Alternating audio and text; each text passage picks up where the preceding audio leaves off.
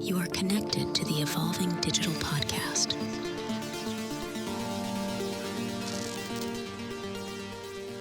Welcome to another episode of Evolving Digital, the podcast where we discuss the evolution of digital with industry leaders. Today we have our guest Judith Wolting. Welcome. Thank you. Welcome. You are a global marketing and inside sales director at Malvern Panalytical. Yeah. Welcome. Good to have you on the show. And Rogier, welcome again. Thank you. Welcome back. Yep. We're going to zoom in today on leading change and marketing in B2B and how that's changed. But what I wanted to do is start with this, Judith. You started a career in B2C marketing and then changed to B2B marketing in a high-tech environment. So from Philips and later Signify to Malvern Panalytical. Why? Good question. Why?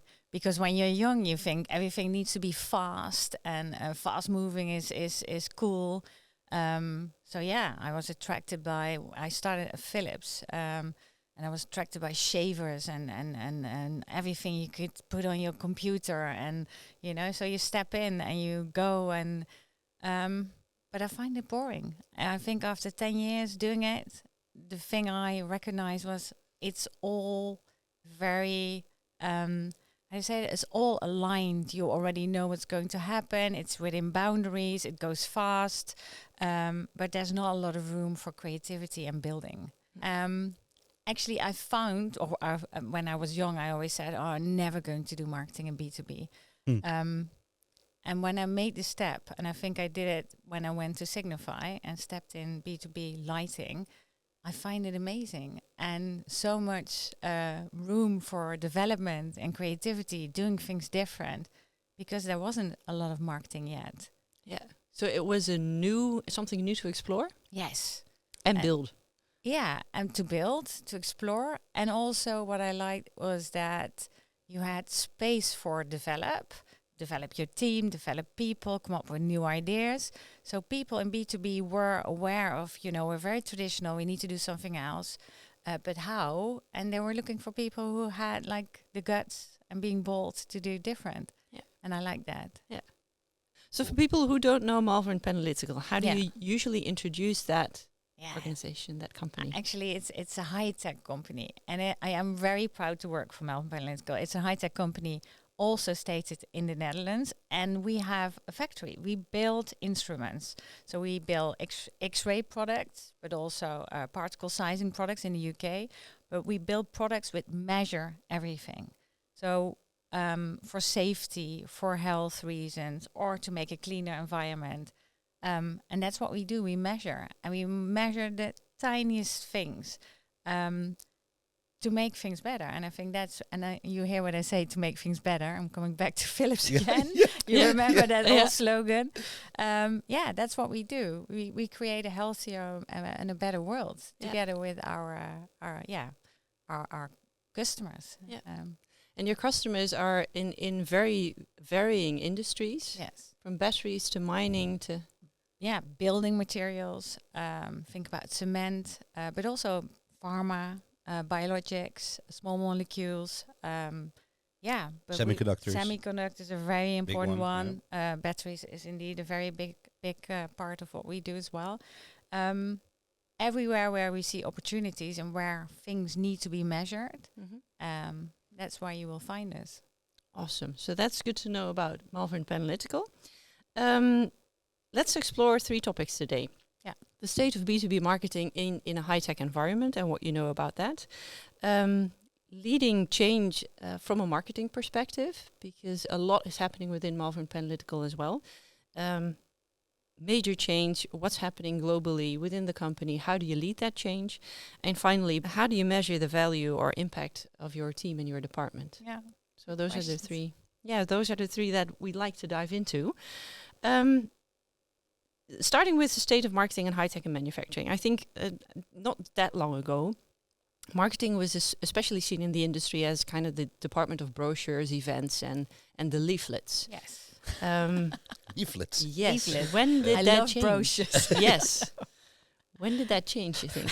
And did that change, or are we still there? I still think it's if you look at traditional B2B environments, it's still going on like that. I came from Philips, and that was high tech as well, and B2C, it was fast moving, and then we went into B2B, but that was also awesome. You're on the edge of thinking about service, so SaaS, but also thinking about light as a service. What can light do with people? How can you bring in more revenue and value with light? I was thinking about above, like borders, going out of the box. And then I came to Malvern Panalytical, a very traditional organization, old Philips company, Panalytical. But marketing was a small group of people thinking about, a brochure, a leaflet, an event, which I know it's important, but it was more like, what do you want to have? And we deliver. Yeah. And for me, marketing is, if you look at the funnel, then marketing should be in the lead in the beginning of the funnel, the customer journey. So demand, what's happening in the market? What are your competitors doing? What's happening if you look now at politics? Everything is shifting in 2 months. So how do you address that? What do you see? Where are markets growing? Where are markets not growing? Think about battery markets, very difficult market now. Can we go somewhere else? So the whole demand, the appetite in your solutions, your competitors, to where are you customer shopping? And maybe I'm already touching now a next point, but customers are changing. Yeah. I'm an oldie. We have, I was talking about millennials, but that's also, we have Gen Z now. It's a totally new generation. They have different, If you say that the customer is changing, one aspect obviously is another generation, but what else do you see that is changing customers in the market? It's the customer itself, but the way customers are searching for information, the way customers are buying, I think the world is an open place now. When I started marketing, I didn't have email yet. There was no World Wide Web. But now everything is visible, is available. So how do you stand out? And how do you show you're different than the rest? And why should people work with you? So that's all changing. And we have, of course, the digital way to market. I think 20 years ago, everybody went to an event. And now we go online and we search for it. And people have not enough time. Time is money. So, if they go to an event, it needs to be really precious. They need to get something extra. They rather go to maybe a webinar or a live event. You do that from home. It's 1 hour. Yeah, you can get the same information. So what is fundamentally different then between doing marketing with your team 10, 15 years ago and today? Now, first of all, I think doing marketing in a traditional environment is from really answering questions. So we have a product, it will be introduced. Okay, so how are we going to do that? From now, really be involved in the beginning of the funnel. So is there value for new products? We're at the table at the moment, we're talking about new definitions. Yeah, that was not the case 10 years ago, but also about what we see in the market. Actually, talking about analytics, we drive analytics in our organization. Yeah. So the board is coming to us, asking questions on what do you see happening, but also predictive for the future. What do you think is going to happen? And what should we change? So we are far more in a consultant way. In a leading role. Leading role, yeah, than an executive role, I think. And that was marketing in B2B. Yeah. So is that... Yeah. Go ahead. Yeah. So is that one of the major shifts that you see? Because that's what I, kind of think myself. But the move from execution on deliverables to actual market intelligence, understanding what's going on more of an outside in, knowing what the market is doing, expectations of, because we said customers. I mean, I truly believe the expectations of the B2B buyer or customer has changed dramatically. Yeah. They actually do think that if they push a button on the portal, that stuff will happen. Yeah. Right. And good point. Is that one of the major things you see as change as well? I think you address a really good point. We had a discussion about it yesterday. Is when you reach out as a customer for information, you want to have an answer within 8 or 12 hours. Yeah. because if I buy something, I want to have it the next day, and that's you're used to that. So that's B2C going into B2B. So when I don't like the words B2C, B2B, there's so much overlap. Yeah. It's just bringing products to the right place with the right information, but also, understanding how the market is evolving and how you can step in or stop things as well. And I think that consultancy role is there. Yeah. And I think that is what marketing is all about. Yeah. And you combine sales and marketing in one department, basically. What did that bring? Yeah, it's funny that people say sales and marketing bringing together. For me, marketing is always been sales. I have a sales target, and it should be, because we create opportunity value. So that's what we do. We do. A lot of B2B organizations say you're a cost center. I don't like that word. I always say we're not a cost center. We develop. We're a growth center. We create growth. Actually, we do. I think almost 1/3 of all our system order value comes from marketing directly, and we can show it. So, and we show also what data and how our MQLs, our leads, are going through the funnel and how they convert into opportunities, and how we can influence that by different tactics or different tactics per different region, per different product. It's really interesting to see. We can do so much more. So for you, combining marketing and sales is normal, and perhaps it should be normal. Yeah. But I don't think a lot of companies do that combination yet. No. What would be your advice to get started if they're considering it? Just to see marketing as a real, a really important part of your organization to invest in. Sometimes I have discussions with people saying, but it's like you develop some campaigns, that's it. You cost money, and when we have to look at cost, then we cut cost of marketing. Yeah. But it's not. Marketing is your engine, your motor of an organization. And I think that shift, that whole digital thinking is super important. Yeah. So when they still think like that, they should call me. They should call you. I get that. On my team, yeah.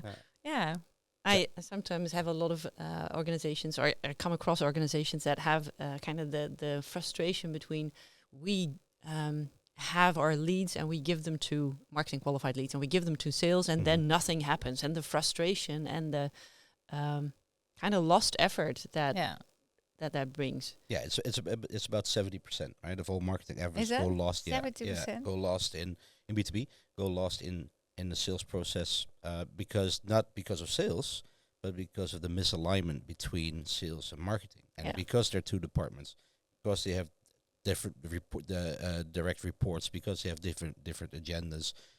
So I think it's I'm a very big advocate of putting sales and marketing on one team. I also see them as one team. I see my best sales guy as the biggest ambassador of the brand. But I see marketing as one of the best salespeople that there is, because she can, with marketing, with all the automation and all the stuff going on there, it's more than just the brochures or the campaigns or the social media management. Or it's just one kind of team effort that everybody's working on. So for me, it's always been a no-brainer putting them together. There is, in target-driven organizations, sales-driven organizations, there's a different benefit for a salesperson and a marketing person, right? Salesperson gets commission, or marketing is a big instrumental part of making the sale. They don't see that commission. So there's a lot of stuff going on there that you want to that you need to change to make this work. But I think in the end, it will be beneficial for the company and the brand. And in maybe 5 years from now, it's going to be.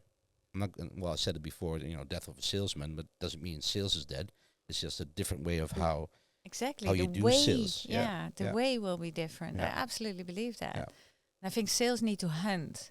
So they need to hunt out for new customers, for new opportunities. And I think all the low-hanging fruit, everything that comes in via, Google and lead gen and your website, that needs to be picked up by marketing. And that's also getting your cost out of your sales organization, working on only the low-hanging fruit, because that's something we can pick up. And inside sales, is an organization that we have set it up between marketing and sales, just to make sure that the connection is there, that we know we qualify leads, but we also know, okay, these leads are really hot. They need to go queued with our salespeople. We know exactly where to go. Yeah. But we also qualify leads which will fall maybe in 2 years, because, it takes a little bit more time. So what do we do with that? And they need to be nurtured. Yeah. So people need to contact those people and talk about it. New innovations like the Revontium, they need to go to those people and explain, what we do, what's happening in the market, stories. I think that's a really critical part of the traditional sales mindset. That part where you have a interpersonal connection. Yeah. Of course, sales can do a lot of things. Marketing can do a lot of things to also sell that feeling. I truly believe that the best sales person doesn't sell a product; they sell a feeling. Yeah. Mm-hmm. Even if it's not a hard sell, once they walk away and you feel good about the talk we had, that will bring in the bacon, Much more, and much more in the long run. But I think there's a really important part in this whole marketing sales joint effort, and which is the interpersonal connection that you do, especially in B2B. I think sales still has to learn that with the good use of marketing, they can do a lot more of that and not the nitty gritty stuff. Yeah. And the management of all these accounts, which in the end will benefit the company as well. Yeah. I learned one thing. It's really important that just came up in my mind. You can put it in paper. You can talk about it. Everybody will say, no. Sales is sales, marketing is marketing. But by doing it and start doing it and showing what your value is, what you do, and also sales become really like, oh, shit, this really helps us. By doing it, you create so much more. Yeah. And it also creates a team with motivation and inspiration, absolutely. I guess. Absolutely. Yeah. And we all face, the markets are difficult at this moment. Everything is changing. So you need to do it together. It's not them and us. No. We have a CEO says we are not me people, but we people. And that's also how I see it. We do it together. Yeah. And we need to see, okay, what comes back? We create a lot of leads. I want to understand what leads convert really good in good opportunities. So what does it mean, a high quality opportunity? And is it different in certain tactic, certain product in a certain region? Yeah. And why is that? And we need to learn from that. So we can do very much in marketing as well to optimize and to get our conversion rates up. Yeah, but that's a joint effort then. Absolutely. You have to do it together. Yeah. I get that. There's a recent article from McKinsey that kind of says, okay, marketing nowadays is increasingly wearing multiple hats. Your scope of control and what you need to do expands from where it used to be marketing, advertising, content, to now also product innovation, product insights, sales, e-commerce, product management. Yeah, how do you balance that? Because if it keeps expanding, what does that ask of your department, of your team, of your people? That's a good question. Because I need to make sure that I have the right people around me, and that people who are doing stuff much better than what I do.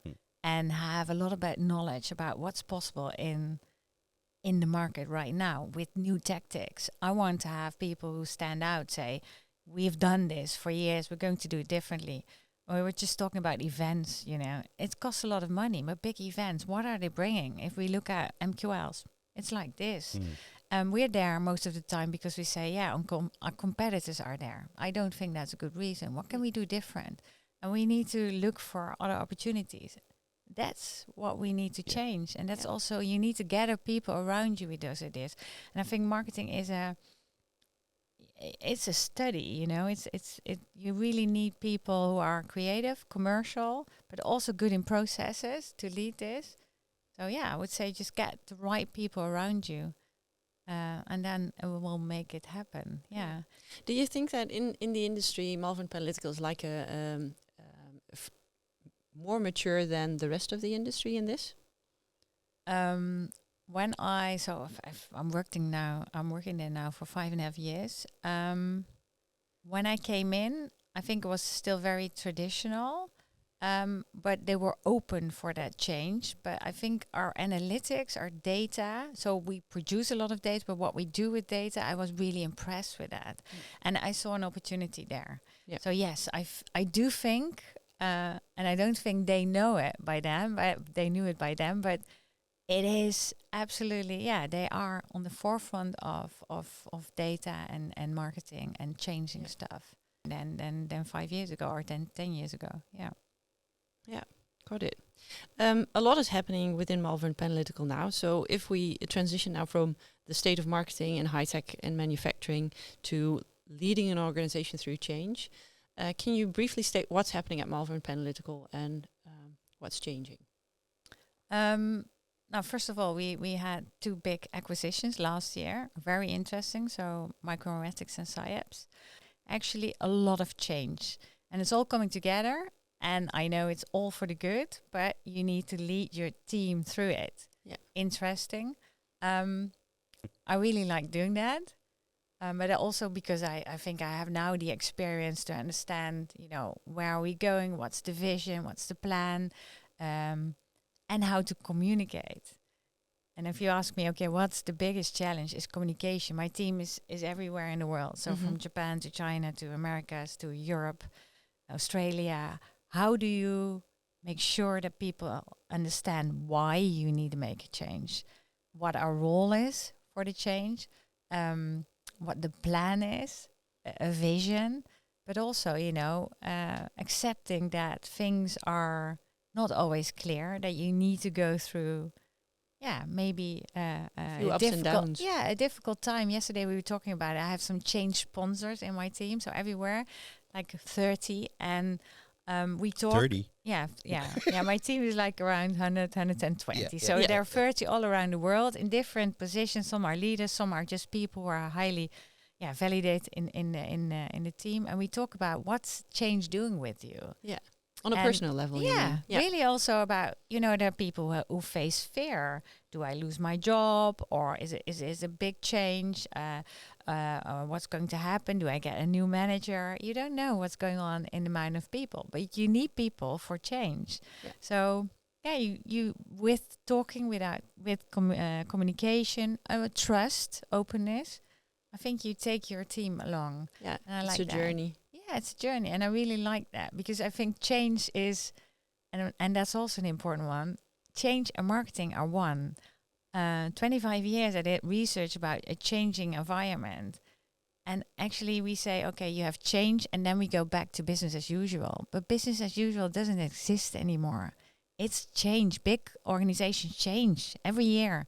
Change is the constant. Yeah. Yes, Yeah. exactly. It's the only certainty. That's the That's the only. only certainty, If yeah. there is a certainty, that's the certainty. Yeah. Yeah. Yeah. In when we spoke beforehand, you said clear is kind. Yeah. What does that mean? What can you explain? Yeah, and I learned that from a really nice person in our organization who said, if people ask a question, be clear and be honest. Always, also when the message is not very nice to hear. Yeah. But clear means that you know what's going on. And I think the worst thing you can do with people is just, talking a lot but not saying anything. Beating around the bush. Yeah. Yeah. Yeah. Yeah. So why, when, how, what's the impact? Yeah. That's kind of Yeah. clear. And having a vision. I think what keeps our team together is, for Global Marketing Inside Sales, is we have a vision with all the changes. This is the vision, this is the plan. And yes, things will change along the way. So everybody knows.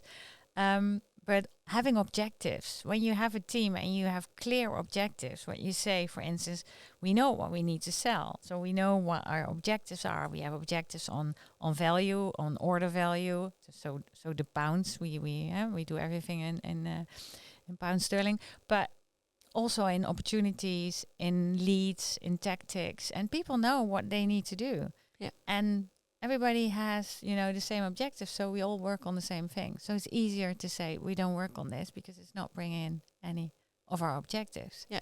It's not part of the Clear vision and the again. plan. Yeah. Global team. Yeah. Yeah. Culture.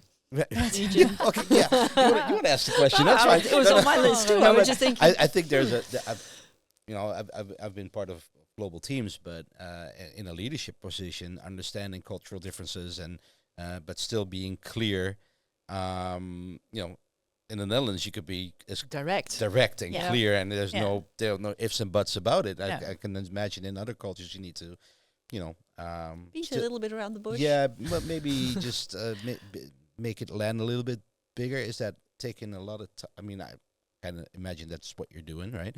Is that taking a lot of time and effort to keep all those wheels moving and moving everybody in the same way without losing sight of vision, or maybe even harming objectives because you can't really be as clear, or as is that a hard job?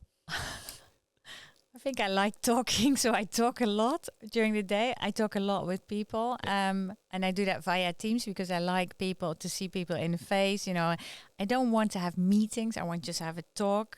So I You call connect. them. Yeah. Yeah, you connect, and also about what's going on in their lives. Not with everybody, of course, but most of people I know where they place, what they do, and I know from my leaders in my team, what's ticking their boxes, how the family looks like. I think that's also important to understand what drives them. I'm always very open. I think, and maybe you need to ask my team. I'm very direct. I know that, and actually, that's something I need to look out for. And I got feedback. I was with my MMT, I think 4 or 5 weeks ago, and there was somebody from the UK. And she's in communications, and she said, "Judith, I need to give you feedback now. You're so direct. I don't know. Is it bad news or good news or?" And I said, "Thank you.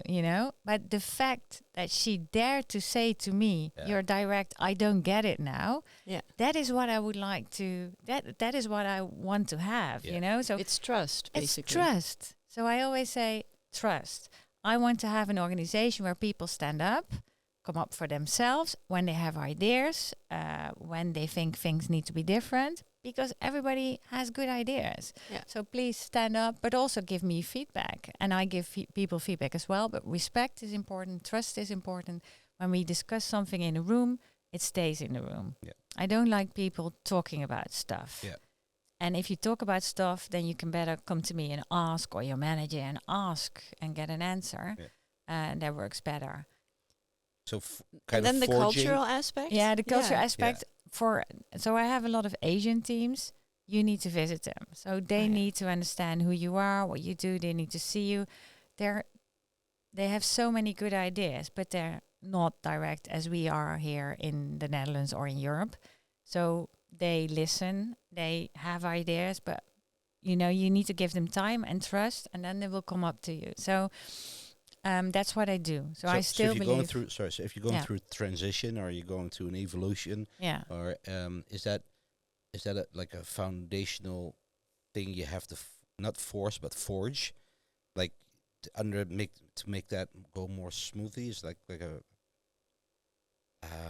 prerequisite of in a global environment to make sure that everybody's on the same page and everybody has that level of trust in the team. Yeah, and you need to build it. Yeah. And it's not something you do in a few months. No. It's you build a team, and I built this team. I took a team over from my previous boss in 2023, January. I built it on it now for 2 years. And I think I'm there for 80%, 85%. No. But still, things are changing. Yeah. So I think it's a process that just continues. You need to always invest in people, in understanding what drives them. If you want to hire really good people in Australia or in China you need people around you who you can trust, who understand where you want to go. You need to have a clear vision, a plan, and then it will work. But it's learning by doing. Yeah. I make mistakes as well. Yeah. We've got a question from our previous guest, Nick Meijer from Toelevering Online. And he wanted to know, it's right up your alley, how do you keep your team engaged and inspired in challenging times? Yeah, that's a good one. Yeah. Communication, repeat, but also listen. We all like to talk, but listening is so important. And working online, looking into people's face and how they act and how they appear gives you a lot of information. But working with people via Teams, it makes it difficult because you don't see everything. So you need to ask the right questions. What is the right question then? Just ask them, how are you doing? Yeah. So, how do you feel? Or how was your weekend? Or How can I help? how can I help is a Yeah. good one as Yeah. well. Yeah, just, and also, just give them the podium of trust, and give them also the idea that they are really important in your team and that they add to our success. Yeah. But you need to invest in it. So it's a people's business. Yeah. Yes. Without people, no business. Nope. Yeah, definitely true. Yeah. I wanted to touch upon, I think it was an image that you showed me on the model for managing complex change. And it's a model by, what's his name, Kroster, I think? Yes. Where you have vision, skills, incentives, resources, and an action plan. All those combined lead to success, but leave one element out. And you have chaos. And you have chaos. How do you work with that? I think what's saying, and it's a very old model, so I like it because we talk about change, but some things are staying the same. I think this is somewhere from the 90s, this model. But I really like it because it's so simple. It's just you need to have everything right to make a change going well. Yeah. And if you take one thing out, so you and I don't have it in front of me, but if you don't have a good plan, or you have a plan but you don't communicate about it, so you forget people to take along, or when you don't have a vision as a company, so it's only short-term actions, you will lose. Yeah. You will lose people, you will create chaos, you will create fear, people will get lost in translation. So it's more than only thinking about we need to have revenue or profit or the right customers. It's the combination of building blocks that will lead you to success. Exactly, yeah. So again, it's vision, skills, incentives for change, Yeah. resources, and the right action plan. And skills, also important. As managers, we have all big egos. But I think the best question I have asked myself is where I'm not good at. So the people around me need to be good at the things I'm not good at. And there are a lot of things. And they need to help me with that. So we were almost, when I was younger, I was always looking at people who look like me or act like me, where I feel comfortable with. If you hire them, you feel comfortable because you have people around you with the same color jacket. And but that's exactly what we shouldn't do. Look for those people who think different, who have different ideas, but also are bold enough to stand up, but want to support you in that change. And that's an important one. So find the champions within the organization and outside to lead the change. That's what you're saying. Is it champions or fit? I don't know. That's a good one. Is it champions or fit? And what's fit? I don't know. If you look at a team and you understand what everybody is capable of, and you see the gap, might be not the biggest. Usually, the champion is that has multiple skill sets, right? Can you just get somebody in that maybe isn't communicating that well, but is really good in analytics, for instance? Yeah. So you need to find the people. So really, and then again, coming back on what are the objectives for somebody? So what do you want somebody to achieve? But one question I always ask is, do you like Lego? Because if you're in my team, you need to like building. And sometimes we build and then halfway we think it's not good. We start from scratch. Back to the building plate. Back to the building plate, yeah, because it's not good enough. Or when we have like an announcement of Trump and things are changing in the world because we can't, it's happening. So what does it mean for us? Going back to the drawing table. Okay, do we need to change anything? What's happening with our products? How much do we sell in the US? What does it mean for our lead gen? That sort of thing. A broad scope. Yeah. On this topic, I wanted to kind of briefly, also something that I recently came across, the concept of, instead of focusing on what you're not good at and then adding a team that complements you, basically, you can also take the perspective of what is your unique ability and what is your specialty that you bring as a unique leader in this case, and what is the 80% that kind of takes your time but is not directly tailored to your specialty. So the 20% of your unique ability versus the 80% of your the rest of your time. And how can you find the who's, not the hows, but the who's that can do your 80% so you can fully focus on the 20%? Good question. Yeah. So my 20% is a woo, we say, winning others over. I love to work with people. People are anywhere. I traveled a lot when I was younger and still doing that. I'm always interested in what drives people. Yeah. A sort of hobby. So I see what people drives, what they like, how they act, what they're searching for. And I think where I'm good at is bringing people together and creating a team that goes for my vision or the strategy of the organization. So winning others over and having a really good idea where you want to go and how you want to go there and what you need for that.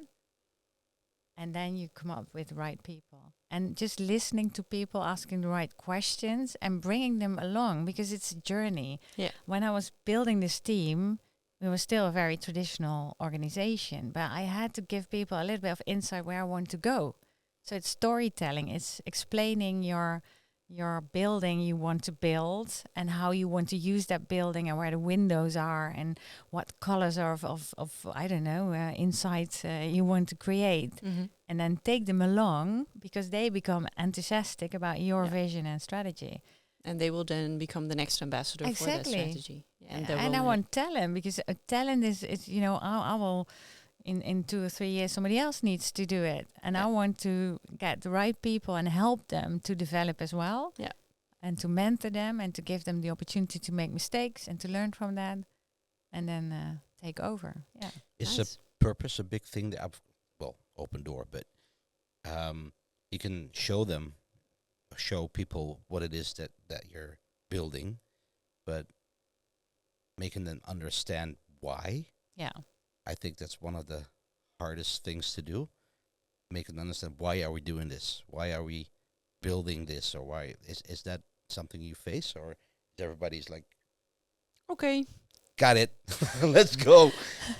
No, giving them I purpose think because that's that's the a- purpose is the storytelling. Is your house? Why do you build that house? For whom? Yeah. And what is that house playing a role in the organization? Yeah, Who's going to live there? yeah. And how's that house going to develop itself? Yeah, And then just like, connect it I was- again to the drive and what makes them tick. Absolutely. To get them on board in building the house. yeah, Yeah, And- we were working on our brand story, and then we had this.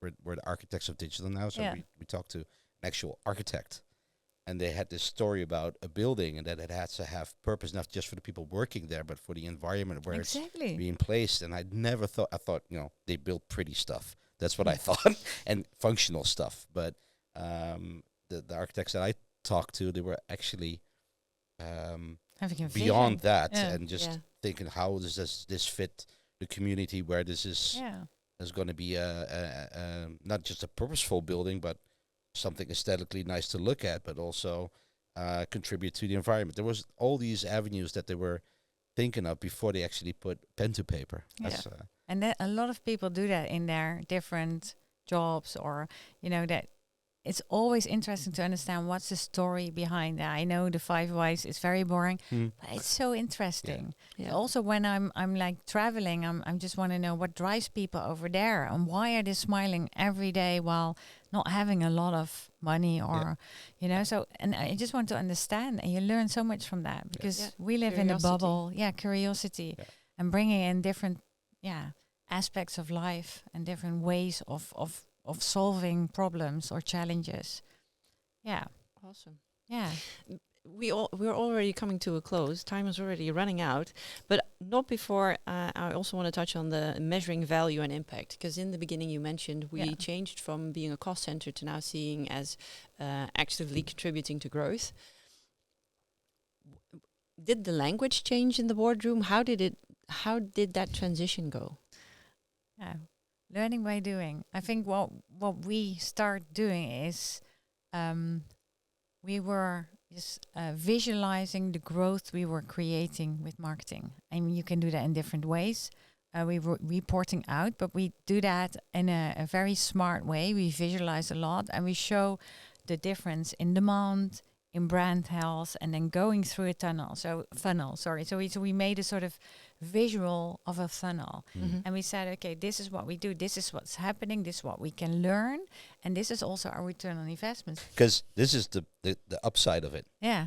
Data and insights and market intelligence also can give some like, oh shit moments. Yeah. Like, we spent a lot of money on this. Yes. Doesn't work. Yeah. Now what? Now what? Now what? Do we Yeah. pull the plug? Is it, how do Yeah. you report that out, right? Yeah. We just tanked, I don't know, this campaign and no results. Yeah. Is And that... that's and we also talk about that. So we and I think that is the learning curve in our organization, is, but we don't do that. We don't put in money and say at the end of the year, oh, this was a success. So every month we measure, and that's what we do, and that makes it different. And this is what I mean with change. It's just a continuously ongoing learning by doing. Yeah. Invest, check. Okay, what do we do? Is it okay? Can we do it faster? Can we do it better? Or do we stop it?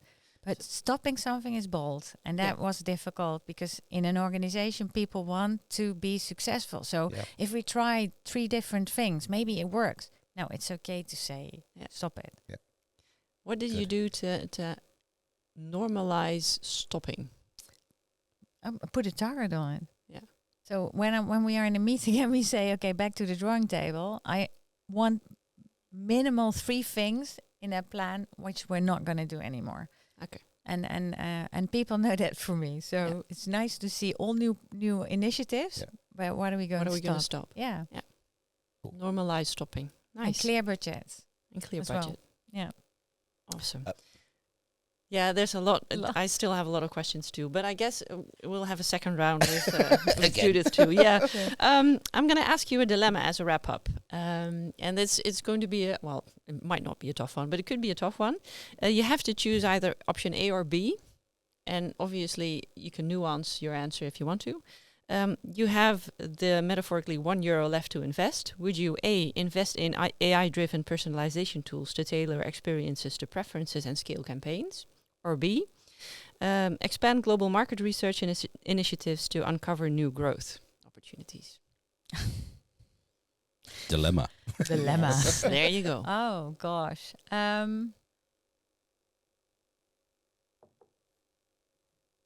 I would go for the last one because we need growth now.